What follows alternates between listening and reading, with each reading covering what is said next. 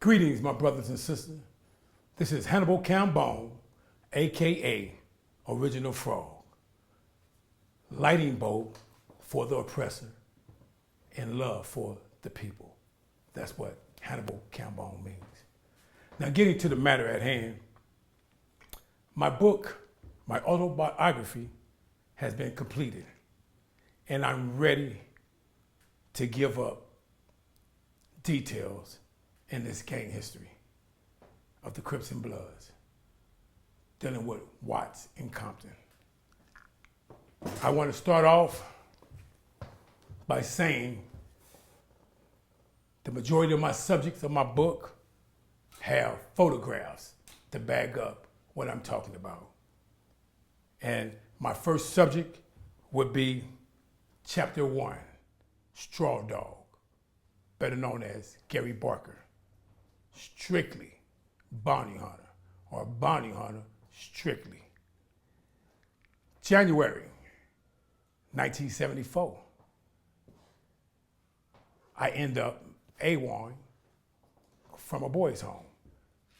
And when I got caught within hours behind a murder case that happened at Locke High that I didn't do, they sent me to East Lake Juvenile Hall because they found out I was an escapee from a boys' home.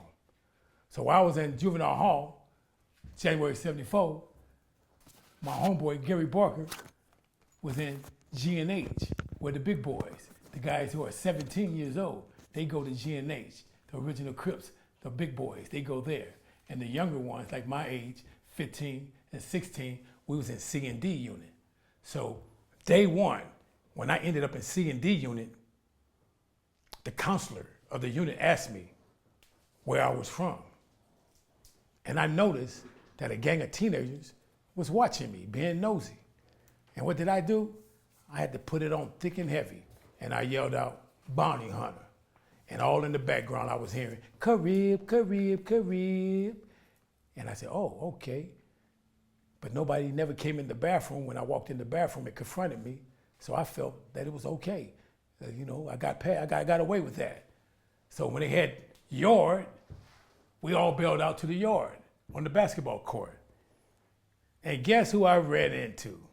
Straw Dog, original bounty hunter. And the first thing I did when I walked up to him in the crowd of Crips he was standing around, I yelled, this is Bounty Hunter. And nobody didn't say nothing but Straw Dog. He said, be cool, homeboy, be cool. Calm down, calm down. What I realized that Gary, AKA Straw Dog, was cool with all the Crips in G&H wing, the big Crips. So everything was cool. There wasn't nobody tripping on nobody. So I had to slow my roll and hang out with Gary and just be myself instead of trying to bang. And wasn't nobody banging on each other. Everybody was just chilling, playing basketball, whatever. You know, you had the PJ Crips, the West Side, East Side Crips. Wasn't nobody tripping on the bounty hunter Gary, Straw Dog. So being that was my homeboy, they wasn't tripping on me. So I'm rolling with Gary for at least about 3 weeks in juvenile hall. He's in G&H, I'm in C&D. We meet up in the kitchen together and we kick it. So that went on for 3 weeks. He ended up getting out. And I ended up going back to the boys' home. But the thing about that is that Gary always been a man of finesse. I always liked his style.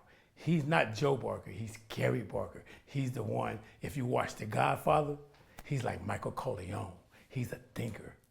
Joe Barker, he's like Michael Corleone's older brother named Sonny.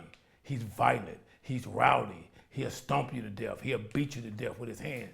But Gary, he's the type of guy, he'll give you a pass and let you dig your own grave. In other words, Gary will give you enough rope to hang yourself. And that's the Straw Dog that I know of intelligence compared to Joe Barker, which is a violent man. Okay, now I want to go to August of 1974, the Watts Summer Festival. Wait, before we go to August of 1974, can you briefly just tell us that 1974 murder at Locke High School, that was a very high profile murder because it was the sister of a future Olympian, and apparently the story is a stray bullet hit her brother Valerie Briscoe Hook's brother. Can you just briefly talk about that before you go to the next part? Okay, I would say this. They try to say that he was an at this park boy because he lived in that community.